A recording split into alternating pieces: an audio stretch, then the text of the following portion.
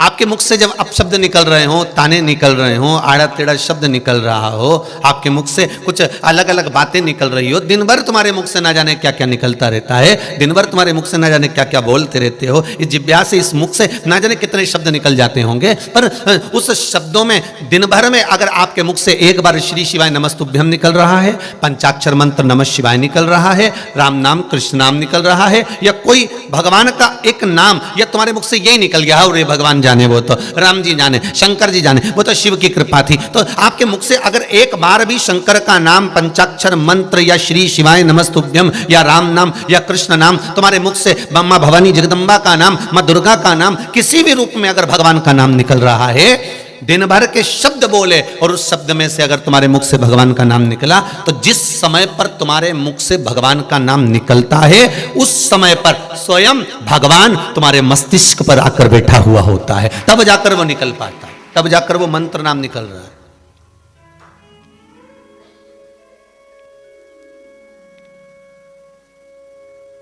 अब दिन भर में आपके मुख से जितनी बार भी शिव का नाम निकले, राम नाम निकले, कृष्ण नाम निकले, शिव नाम निकले, कृष्ण नाम निकले, समझ लेना उस समय पर वो भगवान तुम्हारी जीवान पर, कंठ पर, तुम्हारे मस्तिष्क पर, तुम्हारे सम्मुख में है, तुम्हारे सम्मुख।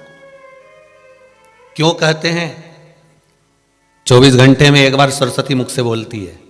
बोलते कि नहीं बोलते?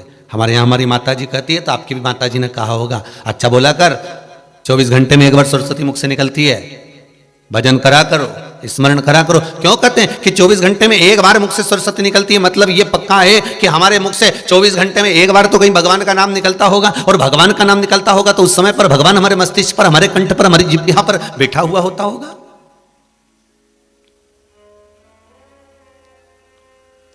उस समय पर परमात्मा हमारे सम्मुख में हो, हमारे सामने हो, और जब भगवान का नाम हमारे सम्मुख में, जब इस वाणी से, इस कंठ से, इस जिह्वा से जब निकलता है, या श्रवण शक्ति में पहुंचता है, या हमारे हाथों से या हमारे पांवों से हम चलकर कहीं ना कहीं सत्कर्म की ओर जाते हो, तो भी भगवान की कृपा ही समझना। ये 5 कर्मेंद्री, 5 ज्ञानेंद्री और एक ये मन, ये जो 11 इंद्रियां हैं ना, ये 11 इंद्री तुम्हें परमात्मा के पास जाने से बहुत रोकती है। बहुत विचार कर कर बैठी थी, मकर संक्रांति है, नर्मदा नहाने जाऊंगी, गंगा जी नहाने जाऊंगी मकर संक्रांति पर, पास में मेरे सरयू जी है ना, उनको नहाने जाऊंगी मैं, यमुना जी है उसमें नहाने जाऊंगी मैं, मंदाकिनी है उसमें नहाने जाऊंगी, सरस्वती है उसमें नहाने जाऊंगी, नर्मदा है उसमें नहाने जाऊंगी। तुमने विचार कर लिया, तुमने तो विचार कर लिया, क्योंकि मन विचार कर लेता है, पर ये बाकी की जो इंद्रियां हैं, 5 कर्मेंद्री, 5 ज्ञानेंद्री, तुमने तो मन बना लिया कि मुझे कथा में जाना है, मुझे सत्संग में जाना है, मुझे स्नान करने जाना है, मुझे भगवत के भजन में जाना है, मुझे नाम स्मरण में पहुंचना है, तुमने तो विचार कर लिया, पर वो इंद्रियां तो तुम्हें खींच के ले जाए पहले। कई बार चाहे आप हो चाहे हम हो, हम हमारी भी कहेंगे हो, ये मत सोचना कि महाराज अपनी नहीं कह रहा, चाहे आप हो चाहे हम हो, कई बार ऐसा होता है गंगा के घाट तक पहुंचने के बाद भी वापस लौट कर आ जाते हैं, नहा ही नहीं पाते। कई बार ऐसा होता है यमुना के घाट गए, वृंदावन गए, वृंदावन में भी जाकर यमुना जी के घाट पर पहुंच गए, यमुना जी के घाट पर जाकर यमुना जी की पूजन भी कर ली, चुनरी भी चढ़ा दी, पर कई बार ऐसा होता है कि हम स्नान ही नहीं कर पाते। कई बार हम नर्मदा जी के घाट पर से, पुल पे से निकल जाते हैं, नर्मदा जी के पास में से निकल जाते हैं, नर्मदा जी के करीब में से निकल जाते हैं, तो कई बार ऐसा होता है कि नर्मदा का स्नान नहीं कर पाते, नर्मदा जी नहीं नहा पाते। कारण क्या है? देखो, 4 स्थानों पर हर व्यक्ति से पाप होता है। संसार का ऐसा कोई मानव नहीं है जिसने पाप नहीं किया हो, चाहे जो मृत्यु लोक में जन्मा है उसने पाप किया है, चाहे आप हो चाहे वो सीवर वाला महाराज हो, कोई भी पाप कर्म में सब लिप्त है। 4 स्थानों पर हर व्यक्ति से पाप होता है। पहला, झाड़ू लगाते समय छोटे छोटे जीव मर जाते हैं, उसका पाप माथे चढ़ जाता है। श्रीमद् भागवत में ऋषभ देव जी के चरित्र में यह वर्णन है। दूसरा, अग्नि जलाते समय, अभी ठंड पड़ रही होगी, आग लगा रहे होगे, अग्नि जला रहे होगे, लकड़ी जला रहे होगे, कोयला जला रहे होगे, या घर में कुछ बना रहे होगे, गैस जला रहे होगे, या आपने लाइट चालू करी, अग्नि जलाते समय छोटे छोटे पतंगे, छोटे छोटे जीव जलकर भस्म हो जाते हैं, उसका पाप हमारे माथे पर चढ़ जाता है। 2 जगह हो गई पाप कर्म की। अब तुमने पाप इकट्ठा करा कि नहीं करा, थोड़ा बहुत तो इकट्ठा हुआ ही होगा। कभी तो बल्ब जलाया होगा, बल्ब जलाया होगा तो पतंगा जला होगा, पतंगा जला होगा तो उसका पाप तुम्हारे माथे चढ़ा होगा। तुमने गैस जलाया होगा तो चींटी भी उस गैस में चली गई होगी, कोई जीव चला गया होगा, कोई छोटे छोटे कण चले गए होंगे, तुम्हें मालूम नहीं, हमको मालूम नहीं, पाप कर्म तो हुआ है। तीसरा, कपड़े धोते समय, स्नान करते समय, बर्तन धोते समय, पोछा लगाते समय, पानी वाले स्थान पर भी हम गए और हमने कुछ कर्म करा तो उसमें भी छोटे छोटे जीव मर गए, उसका पाप माथे चढ़ गया। 3, और चौथा है, हम चलकर कदम रखकर जहां भी जाते हैं अपने पांव के नीचे ना जाने कितने जीव मर जाते हैं, उसका पाप माथे चढ़ जाता है। 4 स्थान पर हर व्यक्ति के पाप की गठरिया बंधी होती है, व्यक्ति के मस्तक पर पाप बंधा होता है। शिव महापुराण की कथा में, श्रीमद् भागवत में श्री ऋषभदेव जी महाराज ने भी ये सदित्र वर्णन करते हुए कहा कि पाप प्रत्येक व्यक्ति के मस्तक पर चढ़ा हुआ है। ऐसा कोई संसार में जन्मा ही नहीं जिसके मस्तक पर पाप नहीं।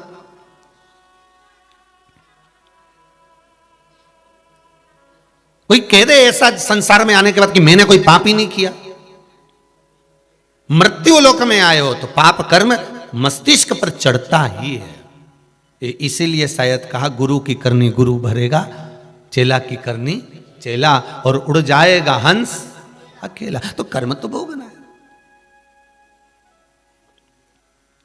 पहले भी कथा में कहा, किसी से मत डरो। तुम सुन लो जरा, जितने आस्था पर सुन रहे हो, किसी से मत डरो। घर के बड़ों से मत डरो, माता पिता से मत डरो, किसी से मत डरो। तुम शास्त्र और वेद से भी मत डरो, मंदिर के भगवान से भी मत डरो। तुम तो साधु सन्यासी तपस्वी साधक उपासक से भी मत डरो तुम तो। पर डरना अपने कर्म से डरना, क्योंकि कर्म का भोग तो परमात्मा को भी भोगना पड़ता है। आप डरो मत ही किसी से, पर कर्म से डरो ना कि हम क्या कर्म कर रहे हैं, हम कितना झूठ, हम कितना प्रपंच, हम कितना छल, हम कितनी बेईमानी, हम किस ओर जा रहे हैं। मत बुरे कर्म कर बंदे वरना पछताएगा, भगवान की आंखों से तू बच नहीं पाएगा, तू बच नहीं पाएगा। अरे ओ अज्ञानी मत करना दानी। कर्म का भोग तो हमें भोगना है। मां जानकी जी ने एक चिड़िया को कैद में रखा तो जानकी जी को कैद में जाना पड़ा। राम जी ने छुपकर बाली को मारा था, उस बाली ने कृष्ण अवतार में छुपकर भगवान कृष्ण के चरण में बाण मारा था। कर्म का भाग है, भोगना तो पड़ेगा। उस जन्म में नहीं भोगे तो दूसरे जन्म में भोगोगे, दूसरे जन्म में नहीं भोगे तो तीसरे जन्म में भोगोगे, पर भोगना तो पड़ेगा। कई लोग कहते हैं, गुरुजी इतनी बड़ी बीमारी हो गई, बड़ी तकलीफ हो गई, इतनी बड़े रोग आ गया, इतनी बीमारी आ गई, ना तो मैं बाजार में कुछ खाती, ना कहीं मैं जाती, और ना मैंने किसी के यहां दिल दुखाया। गुरुजी इसके बाद भी इतनी बड़ी बीमारी, इतना बड़ा रोग आ गया। जांच गई मुंबई, डॉक्टर ने कह दिया ऐसा हो गया। बताओ अब मैंने किसका क्या बिगाड़ा था। अब हम भी बोले, जी जी तूने कुछ नहीं बिगाड़ा, पर पूर्व में जो करके आए हो, पूर्व में जो करा है उसको कौन काटे। इसीलिए बार बार कहते हैं, कुछ जैसे ये मंगल परिवार ने, गुप्ता परिवार ने, शर्मा परिवार ने, कुछ सत्कर्म अपने कमाओ। दुनिया भर कमाती है साहब। दुकान खोली है तो कमाने के लिए खोली है, फैक्ट्री डाली है तो कमाने के लिए डाली है। कमाओ।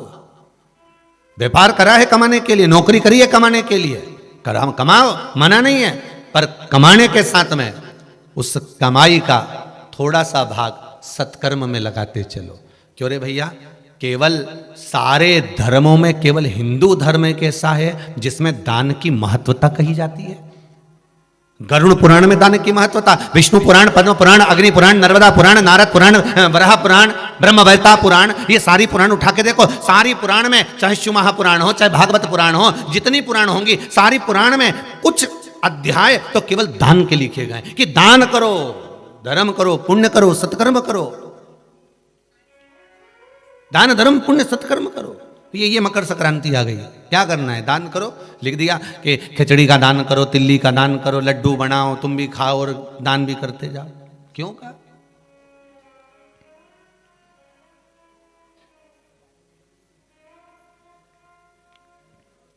धर्म करते चलो, बस केवल एक ये हिंदू धर्म में लिख दिया कि दान की महत्वता है, दान करना है, सत्कर्म, कमाना भी है, परिवार को चलाना भी है, पर कमाते कमाते उसमें जो पूंजी हमारे पास में आए, हमने जैसे एकत्रित करा, उसमें से थोड़ा सा पुण्य भाग दिया। उसी तरह हमारी जो ये 21,600 श्वास प्रतिदिन जो निकल रही है, इन 21,600 श्वास के आकलन में थोड़ा सा शिव नाम, थोड़ा सा प्रभु का नाम, थोड़ा सा भगवान का नाम लेते चलिए।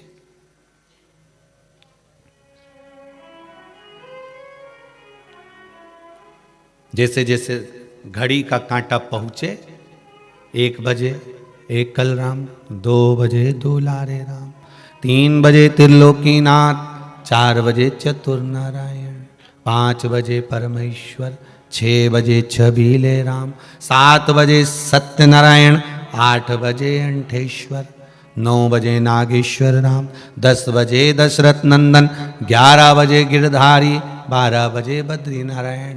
घड़ी का कांटा पूरा हो गया। जप लो।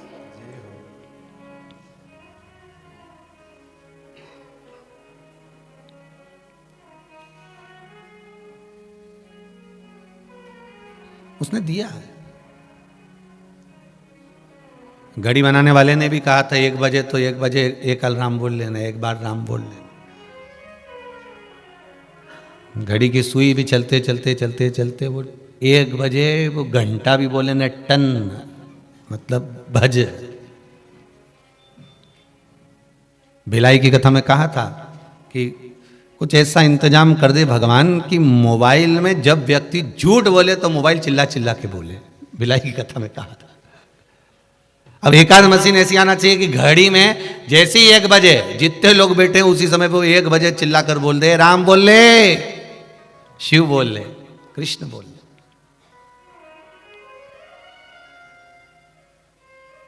ऐसी ऐसी घड़ियां बनवाना पड़ेगी थोड़ी बहुत। तो तुम भी तैयारी में रखो रे, जितने आस्था पर सुन रहे हो, कहीं ऐसी घड़ी हो ना कि 1 बजे चिल्ला के बोले राम बोल राम बोल राम बोल, जब तक वो बंद नहीं हो नहीं तो 1 पे टिकी रहे, जब तक 1 सेकंड तक वो बोलती रहे राम बोल राम बोल राम बोल, शिव बोल शिव बोल शिव बोल, कृष्ण बोल कृष्ण बोल। फिर 2 पे आए, फिर चिल्ला के बोले ओ भेरू राम बोल कृष्ण बोल शिव बोल। बड़ी मुश्किल से मिलेगा ये शरीर, बड़ी मुश्किल से मिला। और एक बार चला गया ना, सुन लो रे भाई, वो आस्था वालों सुन लो, जितने सुन रहे हो मोबाइल पर हो, ये बड़ी मुश्किल से मिला है। केवल क्रीम और पाउडर लगाने के लिए नहीं है, इस पे सत्संग का क्रीम पाउडर लगाना है। हमको इतना रसतत्व इसमें भर देना है कि भगवान भी सोचे कि कितनी कथा सुनता, कितना स्मरण करता, कितना शिव मंदिर जाता है, कितना लोटा भर जल चढ़ाता है, कितनी बेलपत्र चढ़ाता है, कितना शंकर का भजन करता है, कितनी भक्ति में डूबी रहती है। जब कथा चालू हो टीवी के सामने 1 बजे ने कथा में बैठी, 2 बजे ने कथा में बैठी, 3 बजे ने कथा में बैठी, इतनी भक्ति, तो भगवान भी पार्वती जी से कह दे एक बार झांक के देख ले नीचे भजन करने वालों। वो पार्वती से शिव कह दे कि एक बार झांक कर देख लो तुम। और सत्य कहे ना तो प्रत्येक सोमवार को शिव मंदिरों का जो नजारा होता है ना, वो देखने लायक होता है। प्रत्येक सोमवार को शिव मंदिरों में जो दीप लगाए जाते हैं, पशुपति व्रत के 5-5 दिए जब माताएं लेकर जाती है, सवेरे थाली सजाकर लेकर जाती है, पूजन करने जाती है, शाम को फिर पूजन की थाली लेकर जावे और भगवान के सामने जब दीप प्रकट करती है, तो वो नजारा देखने के लिए होता है महाराज। उसका एक आनंद ही दूसरा होता है, उसका एक आनंद ही दूसरा। महाराज शंभु शरणे पड़ी मांगू घड़ी रे घड़ी, दुख काटो दया करी ने दर्शन आपो, दया करी ने दर्शन आपो। भगवान शिव की कथा कहती है, आपका सत्संग, आपका भजन प्रबल।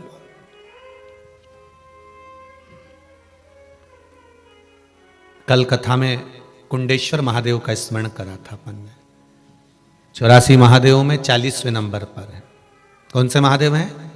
कुंडेश्वर।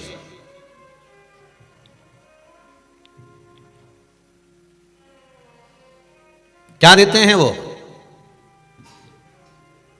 कुंडेश्वर महादेव का स्मरण करने पर क्या मिल जाता है? क्या प्रदान करते हैं वो? क्या दे सकते हैं वो?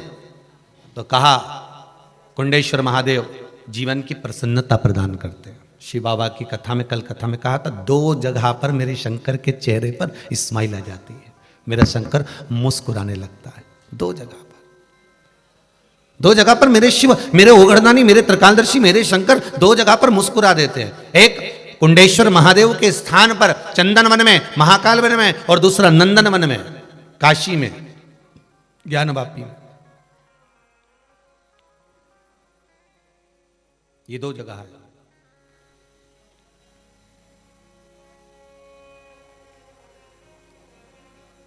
एक बार स्कंद पुराण, काशी खंड, अभिमुक्तेश्वर, विश्वेश्वर और ज्ञानवापी, तीनों का क्रम। बहुत ध्यान देना। ज्ञानवापी काशी में, काशी विश्वनाथ के पास, वापिस मेरे शंकर के पास आ गई। 352 साल के बाद मिली है ज्ञानवापी वापिस। इसलिए कल कथा में कहा था कि खुशियां मनाना चाहिए कि वो ज्ञानवापी वापिस शिव जी को प्राप्त हो। जिसका लेख स्कंद पुराण में है, मत्स्य पुराण में है, वो ज्ञानवापी हमें प्राप्त हो। महाराज देवाधिदेव महादेव एक बार माता पार्वती जी को नंदनवन घुमाने के लिए लेकर गए। शिव महापुराण अशोक सुंदरी का जन्म, और जन्म के समय पर ज्ञानवापी की महत्वता का दर्शन कराया गया। मेरे देवाधिदेव महादेव, मेरे शंभो माता पार्वती को आज नंदनवन लेकर जा रहे हैं। नंदनवन चलो पार्वती जी, भ्रमण के लिए चलते हैं, चलो पार्वती जी। और बहुत बहुत ध्यान देना महाराज जी, शिव के धाम में, शंकर के दरवाजे पर, परमात्मा की चौखट में, शिव महापुराण में अगर आप पहुंचे हो, भगवान शंकर के दरवाजे पर पहुंचे हो, या आस्था चैनल पर या मोबाइल पर भी शिव पुराण की कथा सुन रहे हो, तो समझना कि हमारे पाप ना जाने कितने क्षीण हो गए होंगे, हमारे पाप ना जाने कितने समाप्त हो गए होंगे, तब जाकर हमें भगवान की यह कथा प्राप्त हुई है। हमारा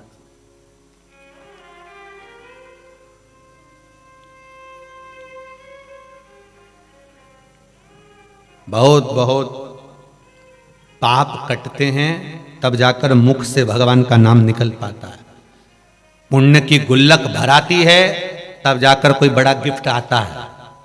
गुल्लक भरोगे तो ही गिफ्ट लाएंगे। हमारे एक बच्चे लोग तो आदत में, उनके तो इतनी बड़ी मिट्टी की गुल्लक में 1-1 रुपया, 1-1 रुपया, 1-1 रुपया। और मम्मी कहती भी है उनसे, माँ कहती भी है, क्या आएगा इसमें, 1-1 रुपया भर के रखा, तुम वजन इतना हो गया, उसमें नोट तो डाल। नोट डालता तो उसमें सामान बड़ा गिफ्ट आ जाता, नोट डालता तो आता। वो चिल्लर चिल्लर 1-1 रुपया, 2-2 रुपया इकट्ठा करा, उसमें क्या आएगा। पर पुण्य की गुल्लक जब भराई, ये मंगल परिवार, ये शर्मा परिवार, ये गुप्ता परिवार, ये पुण्य की गुल्लक जब इनके पूर्वजों की भराई, तब कुछ मिला है। वो भी मकर संक्रांति के अवसर पर, जब दुनिया तरसती है केवल स्नान करने के लिए, केवल स्नान। और कथा भी कौन सी चल रही है? मानसरोवर।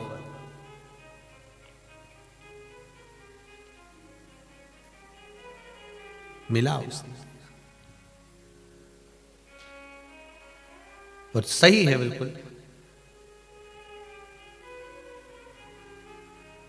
जो भी मिला है भोले तेरे ही दर से मैंने पाया है।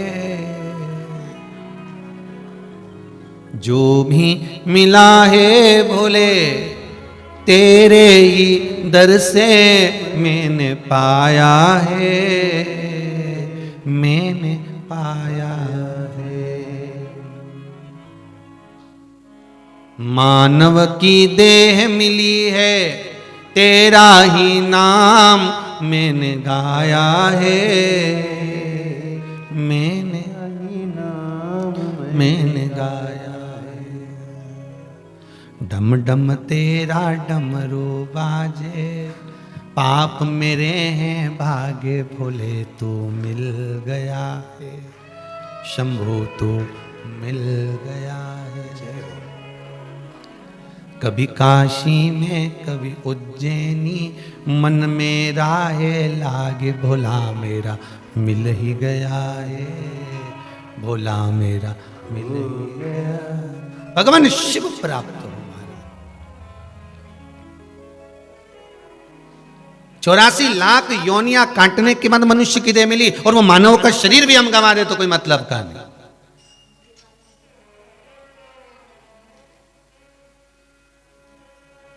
बड़ी मुश्किल से मिला है।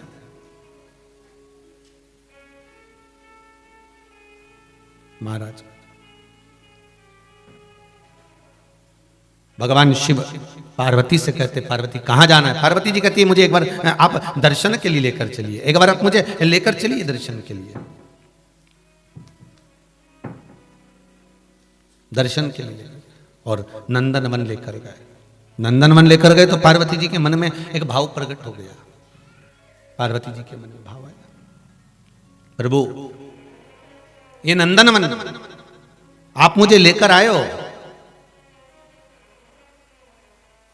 इस नंदनवन का निर्माण किसने किया? अब कोई आपसे पूछ ले कि उज्जैनी का निर्माण किसने किया, कोई आपसे कह दे सोमनाथ जी के उस पावन धरा का निर्माण किसने किया, मल्लिकार्जुन की उस पावन श्रीशैलम की धरा का निर्माण किसने किया, भीमा शंकर की वो पावन धरा, वो वेदनाथ बाबा की पावन धरा, बाबा धाम का उस भूमि का निर्माण किसने करा? शंकर जहां पर विराजमान हुए उस भूमि का निर्माण करने वाला कौन है? कोई दूसरा नहीं। ब्रह्मा जी को जब भगवान सृष्टि खंड का वर्णन कराते हैं तो ब्रह्मा जी कहते हैं प्रभु आप पहले ये बता दो कि मैं आपको कहां कहां पर विराजमान करूं, आप कहां कहां रहेंगे?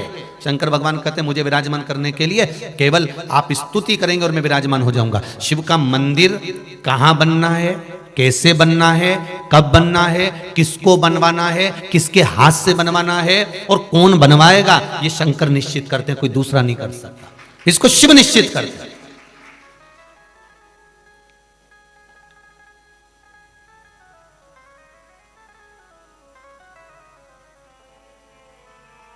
इसको कोई दूसरा निश्चित नहीं करता, इसको शिव निश्चित करता है।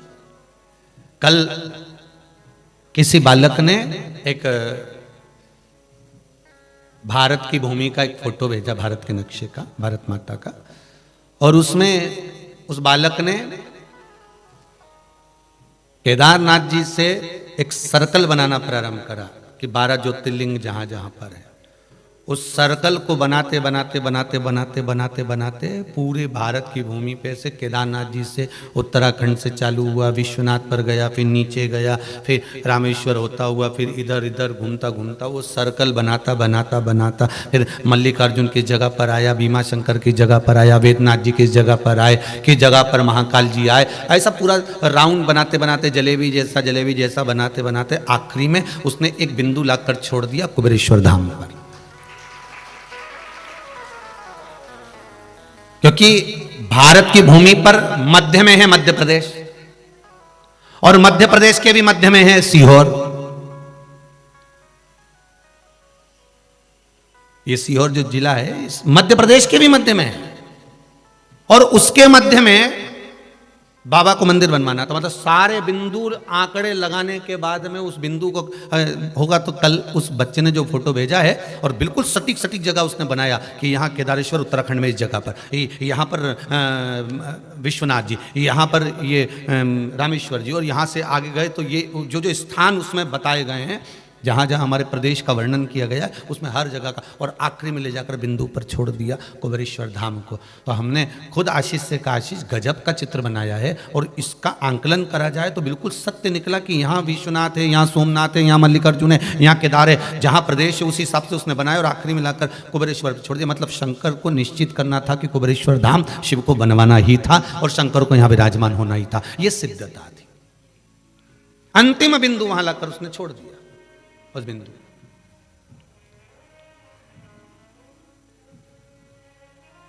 शिव कथा चल रही है, देखिए कितनी कृपा होगी, जरा अंदाजा लगाइए। कथा के यजमान थे मंगल परिवार गुप्ता परिवार, पर आदरणीय पंडित जी ने फोन करा आशीष जी के पास में पहुंच गया तो फोन पर पंडित जी बोले कि हमारे यजमान हैं और ब्राह्मण परिवार है, ऑस्ट्रेलिया निवास है, उनका परिवार शिव महापुराण की कथा करवाना चाहता है, पर उनका मन है शीघ्र करवाएं और कोई कथा हो तो उसमें हम भी शामिल हो जाएं। देखो अब इससे अंदाजा लगा ना कि बाबा को कराना था,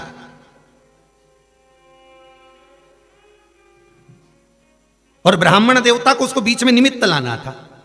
ये बाबा की कृपा है। ब्राह्मण देवता को उसको निमित्त बीच में उनको लेकर आना था कि ब्राह्मण देवता के मुख से निकलना और ब्राह्मण देवता का निमित्त बन जाना। और मैं कहूंगा ऐसे ब्राह्मणों के लिए भी मैं वर्णन करूंगा, बहुत बहुत साधु बात है कि आपने अपने यजमान के लिए कम से कम ये भाव रखा तो सही, आपने अपने यजमान के लिए भाव प्रकट तो करा कि हमारे यजमान शिव महापुराण की कथा करवाना चाहते हैं, कोई व्यवस्था हो। और आशीष जी ने कहा कि कथा में यजमान तो है, मंगल परिवार भी है, गुप्ता परिवार भी है, और दोनों परिवार ऐसे हैं अलमस्त रहने वाले, आनंद में रहने वाले, हाँ उसमें आप शामिल हो सकते हो। तो उन्होंने कहा कर दीजिए, आप तो भगवान की कृपा हो, और बाबा ने ऐसी करुणा करी और शामिल कर दिया। धन्यवाद था। मेरे ब्राह्मणों के चरणों को नमन है ऐसे विप्रो, बहुत बहुत साधु जो यजमान के कल्याण का कार्य भी कर रहे हैं, यजमान हित का कार्य। महाराज पर कहीं शिव की कृपा थी, शंकर को उसमें सम्मिलित होना है, बनवाना है शिव को।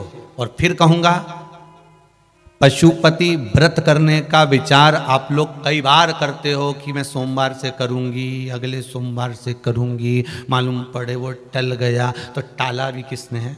शिव जी ने। और अगर करवा भी रहा है तो कौन करवा रहा है? शिव करवा रहा है, कोई दूसरा नहीं है।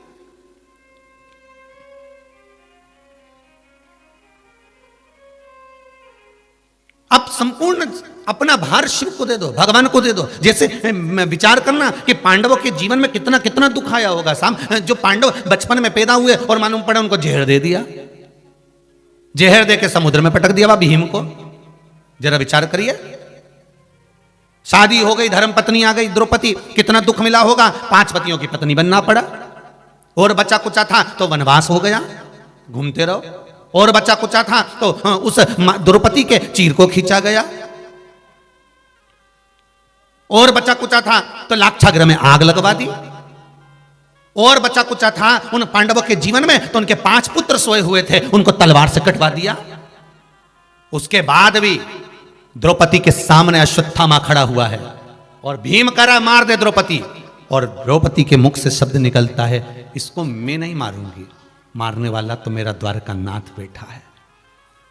जवाब अपने को नहीं देना, अब शब्द अपने को नहीं कहना, आड़ा टेढ़ा बोल अपने को नहीं बोलना, बोलने वाला तो वो बैठा हुआ है, मैं नहीं मारूंगा।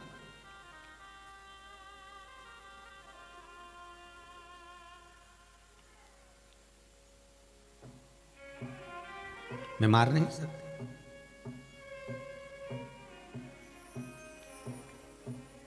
मैं इसको मार नहीं सकती हूं।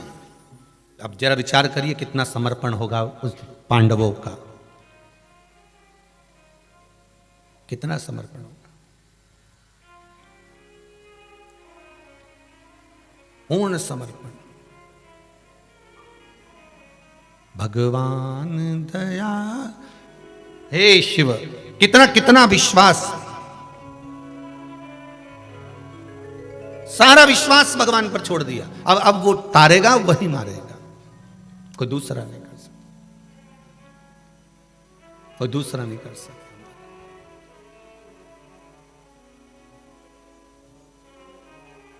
कोई दूसरा नहीं कर सकता। अब शिव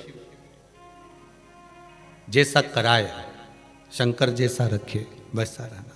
महाराज शिव कृपा करे, शंकर दया करे। महाराज भोलेनाथ दया करना, मैं तेरे भरोसे हूं। भगवान के भरोसे पर,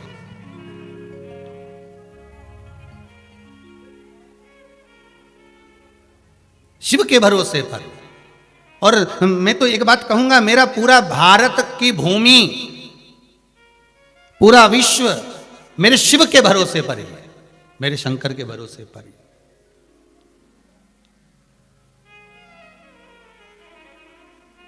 देखो कितना विचित्र, शंकर अगर नहीं साधते, पिछली बार कोरोना महामारी में कितने लोगों के प्राण चले गए। इसलिए शासन प्रशासन सख्त है कि आप मुंह पर मास्क लगाएं, हाथ को बार बार सैनिटाइज करते रहें, भीड़ वाली जगह पर ना जाएं, ये प्रशासन कह रहा है। और एक बात समझने वाली बात है कि भगवान शिव आपके साथ हर पल हर घड़ी हर क्षण है, ये कैसे अंदाजा लगा सकते हो? आप कैसे जान सकते हो कि भगवान आपके साथ में हर पल चल रहा है, हर घड़ी चल रहा है, हर क्षण चल रहा है? आप अंदाजा कैसे लगा सकते हो? वो अंदाजा लगाने का एक तरीका है, जरा अंदाजा लगाइएगा। अभी आज अखबार में पढ़ा कि वो उन मिनिस्टर को कोरोना हो गया, फिर पढ़ा कि उनको कोरोना हो गया, फिर उनको पढ़ा उनको कोरोना हो गया। आज अखबार में आया कि मंगेशकर को भी कोरोना हो गया, फिर उसमें पढ़ा कि वो मंत्री को भी हो गया, फिर आया कि संतरी को भी हो गया। मालूम पड़े इतने वीआईपी जिनके कमरा में कोई घुसे नहीं, तो कोरोना कैसे घुस गया? समझने वाली बात है। जिनसे मिलने के लिए कोई नहीं घुसे, ने वो जज ने, वो मिनिस्टर ने, उसको इतना कोरोना हो गया ना, उनको हो गया, पर इनके यहाँ कोई घुसे नहीं तो कोरोना हो गया। और पूरे ये मजदूर वर्कर बेचारा धूप में खड़ा झाड़ू लगा रहा है, पोछा लगा रहा है, हॉस्पिटलों में लोग काम कर रहे हैं, मेरी नगर पालिका नगर निगम वाले मजदूर वर्ग, झाड़ू लगाने वाले, अन्य कर्म करने वाले, स्वीपर काम करने वाले जो लोग हैं वो लगे सेवा में, कितने सेवा कर रहे हैं। और जो मजदूर बेचारा काम करने वाला वो काम कर रहा है।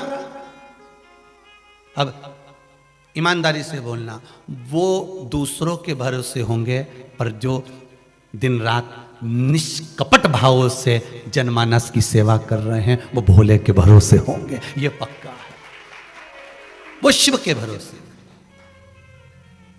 फिर वही वाली बात आ गई, ना घर के भरोसे हूं ना परिवार के भरोसे, भोलेनाथ दया करना मैं तेरे भरोसे। और जो शिव के भरोसे रहा, आया समय पिछली बार कोरोना महामारी में दरवाजे के पास तक कोरोना महामारी फैल गई, सोसाइटी तक आ गई, बिल्डिंग तक आ गई, पास में फ्लैट तक आ गई, तुम्हारे घर तक आ गई। ना जाने परिवार के ना जाने कितने लोग कोरोना में बीमार भी पड़े, ऐसा नहीं कि नहीं पड़े, पर उसके बाद भी श्री शिवाय नमस्तुभ्यम या पंचाक्षर मंत्र ओम नमः शिवाय या महामृत्युंजय मंत्र आप जपते रहे, शंकर का भजन करते रहे, एक लोटा पानी शिव को चढ़ाते रहे, बेलपत्र समर्पित करते रहे।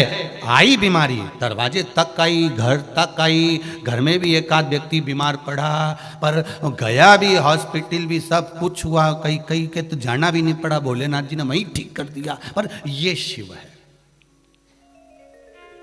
इसमें एक लाइन और जोड़ लो तुम भजन में, ना हम इनके भरोसे हैं ना हम उनके भरोसे हैं, जिनके भरोसे दुनिया हम उनके भरोसे हैं। बस अब संसार हम उसी के भरोसे पर हैं जो जिसने जन्म दिया है, जिसने पैदा किया है, जो माता के स्तनों में दूध दे सकता है हमारे बचपन में, वो हमारा हर पल ध्यान रख सकता है। द्रौपदी ने कहा कि घबराना नहीं, 5 पुत्र मर गए, तो लोगों ने कहा तेरे 5 बेटे मरे, किसी का एक बेटा मर जाए नहीं धई धई रोए, और तू रोई नहीं रही है द्रौपदी।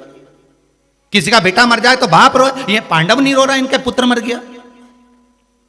जिसका पोता चले जाए दादी रोए, ये कुंती नहीं रो रही बेटा पोता चले गए, तुम रो क्यों नहीं रहे? तो द्रौपदी ने कहा रोए काहे को, जिसने दिया था उसी ने लिया है, कुछ अच्छा ही सोचा होगा, काहे को चिंता करना। क्या किसको रोइए, चादर तान के सोइए, आग लगे बस्ती में अपन रहो मस्ती में, रहो घर के अंदर, भगवत भजन करो, स्मरण करो, कीर्तन करो। कौन कहता? हम फिर निवेदन करेंगे, अपने घर में रहकर शिव महापुराण की कथा सुनो, मत आओ कुबेरेश्वर धाम अभिया। किसी ने कहा गुरुजी सारी दुनिया में तो कथा हो रही है, सारी दुनिया में कथा चल रही है, फिर आपको कुबेरेश्वर धाम आने के लिए मना चल रही होगी, पर लोगों की दृष्टि सारे 12 ज्योतिर्लिंग के दर्शन करके केंद्र कुबेरेश्वर धाम है, तो सबकी दृष्टि का केंद्र भी कुबेरेश्वर। तो इसलिए निवेदन